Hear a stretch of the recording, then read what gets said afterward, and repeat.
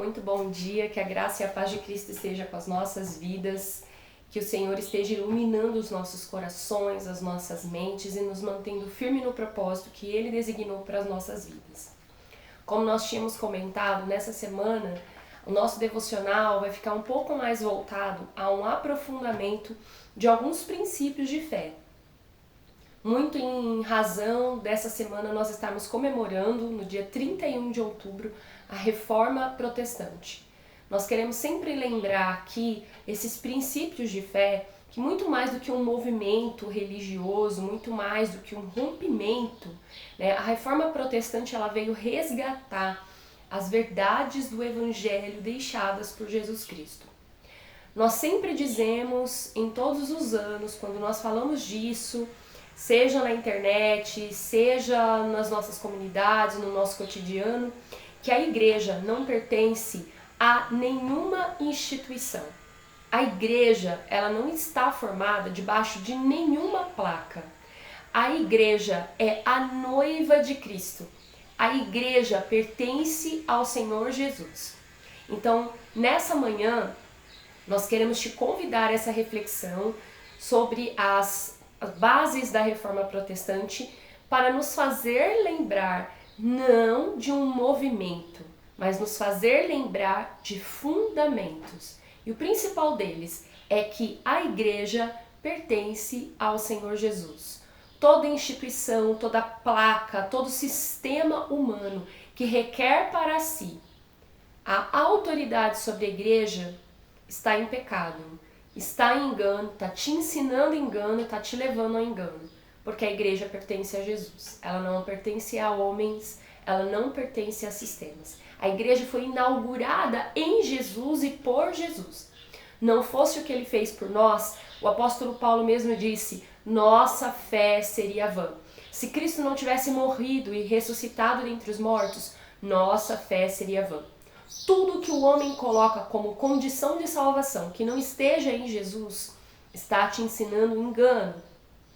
Então, por que todos os anos nós falamos sobre a Reforma Protestante e resgatamos os princípios que ela veio trazer para nós? Porque nós combatemos todo engano que as pessoas têm pregado em nome de Deus. É um chamado nosso, é uma missão nossa, confrontar as mentiras, os sofismas, as heresias que têm se levantado e carregado ali uma espiritualidade, tentado assinar embaixo ali o nome de Deus em algo que ele jamais concordaria, em algo que a palavra dele jamais indica. Então esse é o nosso intuito. Por isso nós consideramos importante nós falarmos desses princípios, né? Nós acreditamos também que através da revelação da verdade, o ser humano de fato pode fazer escolhas conscientes. A Bíblia fala que conhecereis a verdade e a verdade vos libertará. Nós também entendemos que não está nas mãos do homem a revelação da verdade, mas está em conhecer a Cristo Jesus. À medida que uma pessoa conhece a Cristo Jesus, então ela no Espírito Santo está capacitada para conhecer a verdade. Então nós também defendemos um relacionamento pessoal com a pessoa do Espírito Santo de Deus. Entendemos que você não é edificado através dos ensinos de outras pessoas, tal como você é edificado na sua vida devocional, pessoal, relacional com Deus. Também defendemos isso. Então, nós não temos um olhar fixado em sacramentos, nós não temos um olhar fixado em liturgias. Elas são esforços humanos para ensinar, para doutrinar, mas isso não significa Deus. Isso não leva uma pessoa a Deus. O que leva uma pessoa a Deus é única, exclusivamente, a pessoa de Jesus. E a pessoa de Jesus, através do seu evangelho, faz um convite à humanidade. Vinde a mim, vós todos que estáis cansados, sobrecarregados, oprimidos, eu vos aliviarei. E todo aquele que vem a mim, de maneira nenhuma lançarei fora. Aquele que crê em mim, e crê naquele, obviamente crê naquele que me enviou. Então todo aquele que conhece Jesus, conhece a Deus. E aquele que ama ao Senhor Jesus e ama o seu próximo, é nascido de Deus e conhece a Deus. Então nós quebramos as estruturas, nós defendemos a quebra dessas estruturas que dizem para as pessoas: vocês precisam seguir esses rituais para serem salvos. Você precisa seguir a Jesus para ser salvo. Você precisa confessar o Senhor Jesus como Senhor e Salvador da sua vida. Você precisa ser salvo através da fé, pela graça. A graça que não só vai livrar você da dívida do seu pecado, mas ela também vai te empoderar a viver uma vida com Deus. É isso. As coisas que você aprende na igreja, a comunidade das igrejas, ela é uma comunidade de fé, com outras pessoas que também tiveram essas experiências de novo nascimento. E que tem que te ensinar a olhar para a palavra e viver uma vida na graça e no poder de Deus. É isso. Quando as pessoas colocam rituais e elas colocam um preço que você tem que pagar para ser salvo, elas estão desqualificando a obra redentora de Cristo. Ela está dizendo para você que o que Jesus fez não é suficiente para te salvar. Você precisa fazer ainda algumas coisas. Toda a igreja que prega isso, prega engano. Porque a palavra do Senhor diz: se Cristo vos libertar, verdadeiramente sereis livres. O problema é que Jesus veio tirar o véu que fazia com que a humanidade enxergasse Deus de uma maneira ainda indecifrável. O chamado de Jesus é para que cada pessoa, da mais simples, a mais capacitada, a pessoa mais inteligente e a pessoa mais ignorante, pudessem acessar a Deus por meio da fé. Então, o conhecimento ele vai sendo construído na sua vida com Deus. Quem prega outra coisa, prega mentira, prega engano. Então, as religiões muitas vezes, elas fracassam porque elas colocam véu onde Jesus colocou liberdade. E algumas colocam liberdade onde Jesus colocou mandamento, onde Jesus colocou negação. Então, muitas vezes, as religiões propõem uma vida dualística, em que você pode se inclinar aos desejos do seu coração e depois pedir perdão para Deus, que está tudo bem. Ele quer te perdoar, de fato, ele quer te perdoar. Mas ele quer romper com o ciclo da humanidade que o afasta dele. O que te afasta de Deus? O pecado. Se você peca, você fica afastado de Deus. Você precisa se reconciliar. E só quem pode fazer isso por você é Jesus. Há um só, diz a palavra, mediador entre os homens e Deus, Jesus Cristo Senhor. Não há outro mediador. Os profetas não são mediadores, os santos não são mediadores, as divindades não são mediadoras, os padres, pastores, os dotados de autoridades espirituais na terra, nenhum desses pode mediar o seu relacionamento com Deus. Somente Jesus pode mediar o seu relacionamento com Deus. Então, o que nós estamos defendendo quando nós estamos trazendo de volta os princípios que vieram ser resgatados na Reforma Protestante? Que você precisa se voltar para um relacionamento com Deus. Um relacionamento que não é baseado em culpa, não é baseado em penitência, não é baseado em cumprimento de rituais, mas é uma vida baseada em amor, em perdão, em santificação, em justificação, em relacionamento com o seu Criador. É isso que Deus quis, desde que Ele separou um povo sobre a terra. É esse o desejo de Deus, que você o conheça e depois o faça conhecido. Então aqui, nosso esforço é conhecemos a Deus, estamos nesse caminho de conhecê-lo cada vez mais profundamente, mais intimamente. E o esforço que nós estamos fazendo nas redes sociais é de fazê-lo conhecido também. Então esse é o nosso esforço. Não é ataque, não é doutrinação, não é lavagem cerebral, mas é uma edificação de uma fé que realmente entende o propósito da salvação, realmente entende a condição humana perante Deus e o resgate do Senhor dessa condição para a condição original, para o propósito da criação, que é que o homem andasse com Deus, se parecesse com Deus e andasse com Deus. Então, o que nós vamos fazer hoje? Nós vamos lembrar um pouquinho da base, de tudo que a gente pode lembrar da Reforma Protestante, a gente sempre fala assim das 5 solas. Sola porque essa palavra vem do latim, sola, que é somente. É isso que significa, somente. Somente a fé, somente a graça, somente a Escritura, somente Cristo e somente Deus a glória. Então a gente fala das 5 solas. Nós vamos começar com a primeira dela aqui na nossa lista, que é sola Escritura, ou somente a Escritura. A Reforma Protestante, ela veio combater a ideia que a Igreja Católica Apostólica Romana incluía o Papa e os bispos como autoridades espirituais no nível de Jesus, e que os documentos da Igreja, eles tinham ainda um poder maior do que o das Escrituras sobre a comunidade dos crentes.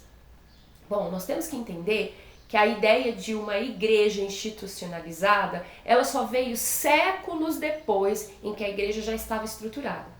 A igreja nasceu de uma comunidade que se reunia primeiro nas sinagogas, porque a igreja nasceu dentro do judaísmo, dentro da comunidade dos judeus, dos israelitas, e dentro dessa comunidade ela foi se espalhando por toda a terra, porque foi isso que Jesus disse. Lá em Mateus 28 a gente vê, comissionou todos aqueles que criam, que estavam entre os judeus, para pregar o evangelho em Jerusalém, continuar entre os judeus, na Judéia, né, fora ali de Jerusalém, entre judeus, em Samaria, entre não-judeus e até os confins da terra, entre todos os gentios.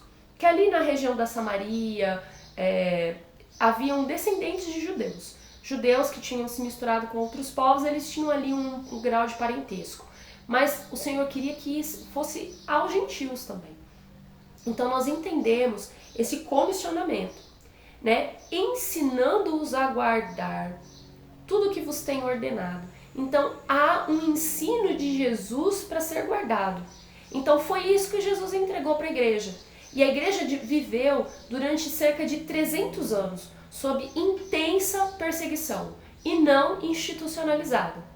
Então não havia templos, não haviam lugares específicos. O cristianismo era marginal. O cristianismo era considerado pelo império o que a gente considera hoje como terroristas. Então, os governantes, eles tinham extremo preconceito com a igreja, porque diz aonde passa esse povo, que era o chamado povo do caminho, o povo da cruz, esse povo, onde ele passa, ele causa um rebuliço nas cidades. Quando você lê o livro de Atos, você percebe que Paulo sofreu várias vezes em várias cidades gentílicas. Por quê? Porque causavam uma comoção nas pessoas. Os sinais e prodígios que acompanhavam os apóstolos, os discípulos, eles causavam um alvoroço. Eles eram considerados magos, eles eram considerados deuses, eles eram considerados bruxos, eles eram considerados sacerdotes com alto poder e causavam um temor e ao mesmo tempo uma instabilidade, principalmente entre os políticos. Que poder é esse que diz que os nobres, os ricos são tão importantes quanto os pobres? Que poder e que palavra é essa que diz que o escravo é livre e que ele reina? Então isso era, do ponto de vista do discurso humano, muito revolucionário, porque até então as castas, as diferenças, elas eram só reforçadas pela religião. A religião não intervinha na quebra dessa visão. Mas não confunda isso com uma revolução política, porque Jesus nunca veio trazer uma revolução política, mas ele veio trazer uma revolução no relacionamento entre o homem e Deus. E ele veio dizer para a humanidade que Deus não estava de acordo com os sistemas humanos. Deus não olhava para aquelas pessoas da forma como o homem via. Então a gente via pessoas analfabetas, incultas, simples, dotadas de poder e de autoridade. Os sinais seguiam os que criam. Então as pessoas falavam no Espírito Santo, as pessoas operavam nas suas cidades em sinais e prodígios. Então quem é esse que derrama o mesmo poder e autoridade entre pobres e nobres? Então isso quebrava muita coisa. E o sistema durante 300 anos perseguiu a igreja. Lugares como o Coliseu, que é um monumento muito conhecido de Roma, foi feito para o circo romano, para os espetáculos, lutas de gladiadores que envolviam cenas sanguinárias. E nos intervalos entre uma luta e outra, muitas vezes o espetáculo era soltar cristãos de todas as idades, inclusive crianças, idosos, dentro daquela arena e soltar ali animais ferozes como tigres, como leões, para devorar. Aquelas pessoas eram devoradas em público. Elas eram presas por causa da sua fé e consideradas marginais pelo império. Mas então, o imperador romano, né, ele, falando aqui a grosso modo, ele tem uma espécie de visão entre uma das batalhas e, segundo suas palavras, Deus fala com ele e ele se converte. Então ele transforma o cristianismo na religião oficial. Estou falando assim bem superficialmente mesmo, porque não é nosso objetivo aqui falar sobre isso. Mas a gente precisa dar essa introdução para você entender que a igreja entrou numa aliança com aquilo que Jesus não queria, que era uma aliança, uma institucionalização.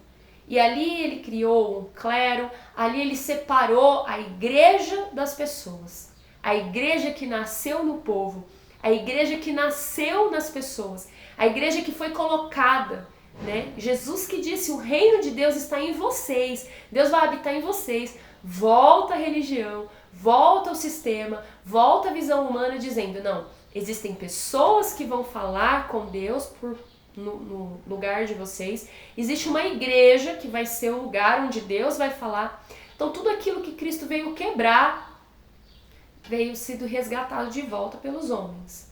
E a igreja que nasceu desse sistema, que é a igreja católica, apostólica, romana, ela começou a se institucionalizar e sincretizar as raízes da religião greco-romana com a pregação evangélica. E sincretizando isso, foi construindo uma estrutura e foi construindo um ensino segundo os interesses de uma parcela da sociedade. Então, nesse desenvolvimento dessa igreja, dessa instituição, a palavra de Deus foi perdendo seu valor. Mas eu quero chamar a atenção aqui de vocês daquilo que o próprio Senhor Jesus falou sobre a pregação dessa palavra. Por que é que o movimento protestante que aconteceu lá em torno de 1500, né, 1200 anos depois dessa institucionalização da igreja, o que ela veio trazer? Ela veio resgatar que a Bíblia é a única autoridade suprema para a fé e para a prática cristã. A bula papal e outras instruções que a igreja, né, romana veio trazer, elas não refletem aquilo que Deus quis deixar para nós. Então, o que nós temos aqui na própria Bíblia falando a esse respeito? Vamos ali para Mateus capítulo 22. Mateus capítulo 22, o versículo o 29. Tem vários textos aqui que eu estou tentando marcar com o meu dedo. Nós vamos ler alguns desses textos. Mateus 22, versículo 29. Jesus está ali conversando com religiosos, com estudiosos da palavra, com uma facção judaica, né, de saduceus. Então ele está fazendo sendo questionado e replicando algumas coisas ali sobre reconhecimento daquilo que é o ensino, né, de Deus para aquele povo. Jesus responde no capítulo 22, versículo 29. Vocês estão enganados porque não conhecem as Escrituras nem o poder de Deus. Então, ele está dizendo para que aqueles religiosos, estudiosos das Escrituras do Antigo Testamento, vocês não conhecem a Escritura e nem o poder de Deus. Isso é bastante paradoxo. Ele está falando para o grupo que mais conhecia, que vivia para conhecer, um grupo religioso, uma facção religiosa, que estudava, se debruçava sobre os escritos bíblicos, que tinham até então, que era do Antigo Testamento, que eles não conheciam as Escrituras. Então Jesus vai apontar que nem todo aquele que lê a Bíblia conhece as Escrituras. Conhecer as Escrituras parte primeiramente disso que nós já falamos no começo do vídeo, de um encontro com a pessoa de Jesus. Partimos do encontro com a pessoa de Jesus. Somente aqueles que confessaram Jesus como Senhor e Salvador de suas vidas vão entender a Bíblia como seu livro de regra e fé. Então eu não discuto Bíblia com quem não é convertido. Com quem não é convertido, ele não tem condição de conhecer as Escrituras, porque a Escritura é um livro de regra e fé. Primeiro, nós precisamos ter a fé em Jesus. Quem não tem fé em Jesus não precisa, tá livre, não precisa conhecer Bíblia, pode continuar a vida como está. Agora, quem confessa Jesus como Senhor e Salvador de suas vidas, esse precisa conhecer a Bíblia. Então, o que a própria palavra fala agora em João, Evangelho de João, capítulo 10, versículo 35. João, capítulo 10, versículo 35. Jesus lhe respondeu: não está escrito na lei de vocês, eu disse, vocês são deuses? Se ele chamou deuses aqueles a quem veio a palavra de Deus, e a escritura não pode ser anulada, que dizer a respeito daquele a quem o Pai o santificou e enviou ao mundo? Jesus está sendo interpelado aqui pelos judeus, porque ele está dizendo que ele é o Filho de Deus. E os judeus vão apedrejá-lo. E Jesus fala assim: vocês vão me apedrejar por conta de qual milagre eu mostrei para vocês? Os judeus respondem para ele: nós não vamos te apedrejar por causa dos seus milagres. Nos milagres a gente aceita. Nós não aceitamos que você está dizendo que você é Deus. E aí Jesus disse: não sou eu que estou dizendo que sou Deus. As Escrituras falam que eu sou Deus. São as revelações, são as promessas, as profecias a meu respeito, as que se cumprem em mim, que dizem que eu sou filho de Deus. Essas obras, esses sinais, só podem acompanhar o Filho de Deus. Vocês estão vendo os sinais, vocês conhecem as Escrituras, mas vocês não acreditam. Então, esse é um aspecto. Não existe uma fé que não seja emanada do nosso conhecimento sobre Jesus, do nosso relacionamento com Jesus, à luz da palavra de Deus. Uma pessoa que não crê na palavra de Deus, ela não pode ser esclarecida somente na sua confissão sobre Jesus. Porque Jesus, ele quer que nós o confessemos como Senhor e Salvador nas nossas vidas, e o Espírito Santo nos ensine a palavra. A nossa fé é forjada nisso.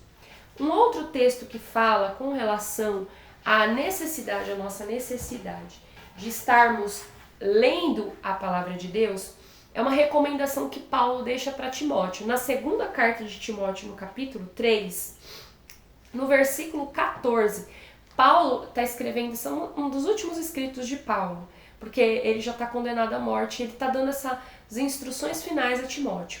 Então ele fala assim: quanto a você, porém, Timóteo, né, no caso, permaneça nas coisas que aprendeu e das quais tem convicção, pois você sabe de quem o aprendeu.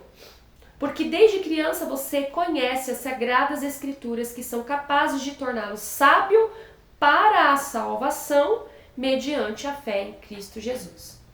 Então, por que nós defendemos o conhecimento da palavra, da Bíblia? Porque a Bíblia é o instrumento, é a ferramenta pela qual a nossa fé é aperfeiçoada. Acreditar em Deus não te aproxima de Deus. Ela vira os seus olhos para o céu. Mas para que você enxergue o céu, é preciso que as lentes das Escrituras possam revelar aquilo que Deus tem falado. O que é a Bíblia? A Bíblia é uma revelação progressiva histórica da pessoa, da ação de Deus entre a humanidade. Ali a gente tem várias respostas positivas e negativas da humanidade com essa revelação. De fé, de crença, de aceitação, mas também de incredulidade, de rejeição, de descrença, né? De blasfêmia. Nós vemos tudo isso, porque a Bíblia ela vem mostrar a revelação de Deus, mas também a ação, a reação da humanidade. Então, por que é que as Escrituras são importantes? Aqui nós vemos no ensino, na doutrina da igreja, ao olhar do Antigo Testamento, a importância das Sagradas Escrituras para nos dar a sabedoria necessária para viver essa vida em Jesus. Que nós confessamos, que nós aceitamos, que nós desejamos viver, mas que elas precisam ser esclarecidas pelo próprio Deus. Então, somente as Escrituras, porque só a palavra de Deus tem a autoridade para nos apontar Deus, Por quê? Porque ela é como Deus se revelou através da humanidade. O que muitas vezes, né, as pessoas combatem é que foram escritas por homens. Ora, Deus quer se revelar à humanidade através de um relacionamento com a humanidade. Dificilmente você creria em escritos que foram achados em pedra simplesmente, porque você sempre acreditaria, não foi uma pessoa, né? Não foi um acaso que escreveu naquela pedra, provavelmente foi uma pessoa. Então, provavelmente foi uma pessoa. Mesmo que essas escrituras surgissem do nada, aparecessem do nada, toda a humanidade seria inclinada a acreditar que foi uma pessoa que escreveu aquilo. De fato, pessoas se colocaram à disposição de Deus para transcreverem os ensinos, as inspirações dadas pelo Espírito Santo. Assim como você faz coisas extraordinárias que têm um impacto super positivo na sua vida, na vida daquelas pessoas ao redor, e você sabe, Deus te inspirou para fazer aquilo, e aquilo trouxe grande benefício, Deus também inspirou pessoas a escreverem essas palavras, a transcreverem as suas experiências, a descreverem aquilo que viram Deus fazer, acontecer. E a gente vê uma coesão no texto bíblico, mesmo que ela tenha sido escrita por dezenas de autores, em lugares diferentes, em épocas diferentes, a gente vê uma coerência, né, nessa descrição bíblica. Nós vemos um agir de Deus para que as escrituras fossem feitas. Paulo vai explicar ainda nesse trecho, no versículo 16, o que a escritura é. Toda a escritura é inspirada por Deus e útil para o ensino, para a repreensão, para a correção, para a instrução na justiça. Então, se eu quero aprender a viver uma vida em Deus, eu preciso da palavra de Deus, das escrituras, para que o homem de Deus seja apto e plenamente preparado para toda boa obra. Então, por que defendemos as escrituras como nosso livro de regra e fé? As escrituras como capacitadoras para que o homem, então, conheça, se aprofunde em conhecer a Deus. Porque nós cremos na autoridade divina. Cremos que a Bíblia é a palavra de Deus. Segundo nós lemos aí em 2 Timóteo, também há o texto de 2 Pedro 1, 20 e 21. Acreditamos na autoridade suprema. As escrituras são apresentadas como a autoridade suprema para a fé e prática cristã. Mateus 22, 29 nós lemos, João 10, 35 também. Que a Bíblia é a autoridade suprema, porque ela é a vontade do próprio Deus, ela é a revelação do próprio Deus. Acreditamos na inspiração e inerrância da palavra. Que a Bíblia tem inspiração divina, nós já vimos aqui, né, em 2 Timóteo 3,16, e também que ela não erra. Nós temos lá em João 17,17, na oração que Jesus faz pelos discípulos, pela igreja, né, para que Deus blindasse os discípulos, a igreja dele, na verdade, na palavra, na revelação de Deus, na revelação da palavra de Deus. Nós acreditamos também no poder e eficiência das escrituras, né? Que a Bíblia tem poder transformador. Nós temos inúmeros testemunhos durante toda a história, né, do cristianismo, da Igreja do Senhor, lembrando que quando falamos igreja, não falamos de instituição, falamos do povo que foi gerado em Jesus através do que Jesus deixou. Nós vemos a transformação dessas pessoas através do contato com a palavra, com a revelação divina. O quanto isso faz. E todas as pessoas que estudam a palavra, pessoas que têm essa conexão com a palavra de ensino, elas, o Espírito Santo, a palavra, você vai ver na vida delas, no testemunho delas, o quanto isso é transformador. Não estou dizendo gente que estuda para ensinar, mas gente que estuda a palavra de Deus para aprender. Gente que come da palavra de Deus, gente que é inspirada pela palavra de Deus. Aí mesmo em Timóteo, Paulo fala, né, você sabe do poder que as escrituras tiveram sobre a sua trajetória cristã, e Hebreus 4:12 também fala sobre isso. E nós acreditamos que a Bíblia é guia e orientação. Já desde o Antigo Testamento, Davi escreveu: lâmpada para os meus pés é a tua palavra, luz para o meu caminho. Muitas respostas para as nossas atuações no nosso cotidiano estão na palavra de Deus. Nós também vemos ali a necessidade da palavra de Deus para a salvação. Porque é a palavra de Deus que nos aperfeiçoa, porque a palavra de Deus gera fé. A fé vem pelo ouvir e ouvir a palavra de Deus. Conforme ouvimos a palavra de Deus, somos gerados nessa palavra, nossa fé ela é desenvolvida. Uma fé desenvolvida nos aponta para a salvação. Quando confessamos Jesus como Senhor e Salvador das nossas vidas, nós olhamos para o céu, mas caminhar na salvação depende de passos de fé. E os passos de fé só podem ser feitos em cima da palavra de Deus. Senão você só é uma pessoa emocionada que fala de Deus, mas não conhece Deus. E a Bíblia fala que aquele que não se esforçou, não se esforça em conhecer a Deus, quando o Senhor voltar, ele dirá: Senhor, Senhor, em teu nome, em teu nome. Usou muito o nome de Deus. Mas Jesus vai dizer para essas pessoas: eu não conheço vocês. Então o meu esforço não é em falar de Deus, né? Nem falar sobre Deus. Meu esforço é falar com Deus. Conhecer Deus. E desse conhecimento, sim, eu vou ter conteúdo para falar. Eu vou ter autoridade para falar. Então, também a Bíblia é a nossa base de fé. 1 Coríntios capítulo 15, versículo 3 e 4 fala que a base da nossa fé é isso. O que lemos lá em 2 Timóteo 3,15, no capítulo 3, o capítulo 3 é esse revelador aqui da doutrina da igreja sobre a importância das escrituras no desenvolvimento da fé, na vida do cristão, né? A Bíblia defende a sua importância como palavra de Deus, que é inspirada, verdadeira e poderosa. Ela é essencial para a fé cristã, fornecendo orientação, transformação e salvação.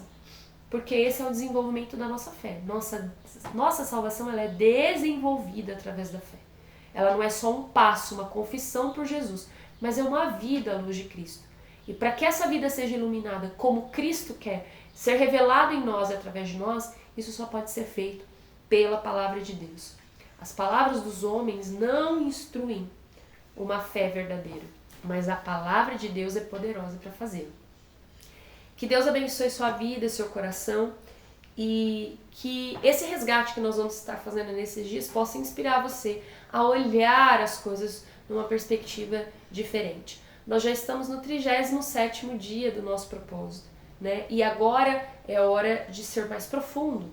Conforme o propósito vai avançando, a gente vai sendo mais peneirado. Então nós vamos tendo mais visão das necessidades que temos, mas também das expectativas de Deus com relação ao nosso desenvolvimento. Tudo que nós estamos fazendo aqui nesse propósito é justamente com esse objetivo.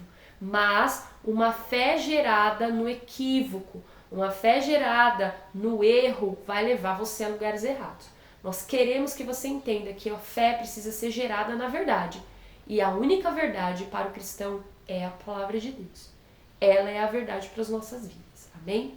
Então nós vamos orar para que o Espírito Santo assente essa palavra e te esclareça nisso em nome de Jesus.